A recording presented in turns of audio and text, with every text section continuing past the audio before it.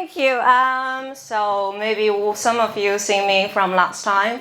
So last time I was dressing like a prostitute, but this time I'm dressing like a fisherman. So I don't really see the connection, but maybe you can only see from some adult videos. So I just got the notice to be on the stage like 5 hours ago, so I'm quite nervous now, and I've got nothing to say. I'm just gonna talk about myself. So I'm single, and being single is fine for most of the life. Just recently, I heard some news that this worried me because this old man, when he died alone in his own apartment, he got dismembered by his own dog. So this is quite worried me, so that I really want to do something to change the situation now. So the only thing that I can do is to make my dog a vegetarian. So I've been training it. This training session could be really hard. And I used to spend half of the year to tell my dog to learn lay down, this phrase. And finally, I spent half of the year to let my dog know that his name is lay down. So now I can just call my dog lay down. So it's fine usually, but when I take it out, it will become a disaster. So the other day, when I took him to a park, and he was trying to chase after some little bitch there, and so I said lay down, and then half of the park, the people, they suddenly go on the floor, and so but they saw nothing happened, so they got up, and then I saw my dog was eating some poop on the street, so I saw lay down, no, stop it. So the people got down again. So that was the biggest sport event I've ever seen in a public space. So people keep doing the push-ups in the streets. So the whole park, the whole people there, they did at least 1 hour push-ups just because what I said to my dog, lay down there.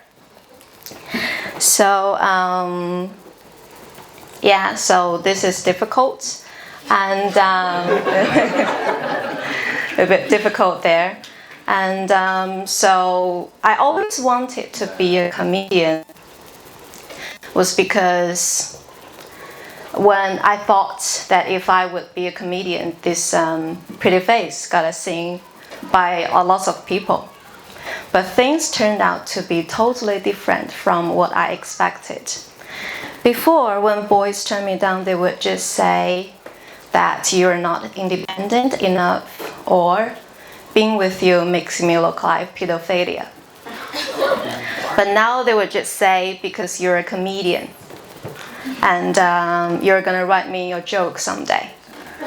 And I did. So I just try to, learn from my friends. I just ask my friends, how can I not be so aggressive in front of boys? So I asked one of my Japanese girlfriends, and Japanese girls, they are really good at being stupid in front of men. And I don't mean that they're really stupid, they're just good at pretending it. So I asked her, how can I not be so aggressive in front of them? And she said, you're asking the lie-doll Patterson. You're asking the lie-doll Patterson. And she offered me 3 phrases that I can use in a date.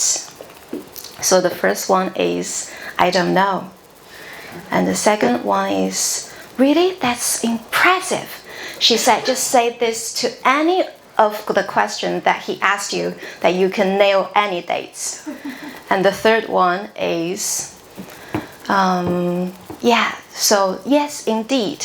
So she said to me, just to give compliment to any of the sentences that he said to you, and you can nail any of the conversations in the dates, and you can take them down. So I listened to her. Then there was Another day, that's a few days ago when I went to a bar, I saw this cute guy.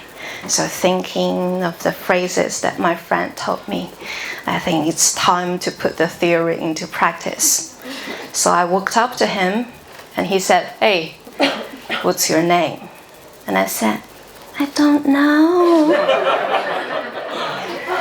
And then he said to me, okay, just want to share some of my story that I got fired by my boss yesterday." And I said, "Really? That's so impressive." And then he said, "What's wrong with you? Are you an idiot? What's wrong with your mind?" And I said, "Yes, indeed." So then just strolled away after that. So I just came to my friend and said, "You know nothing about dating." That's me. Thank you for listening.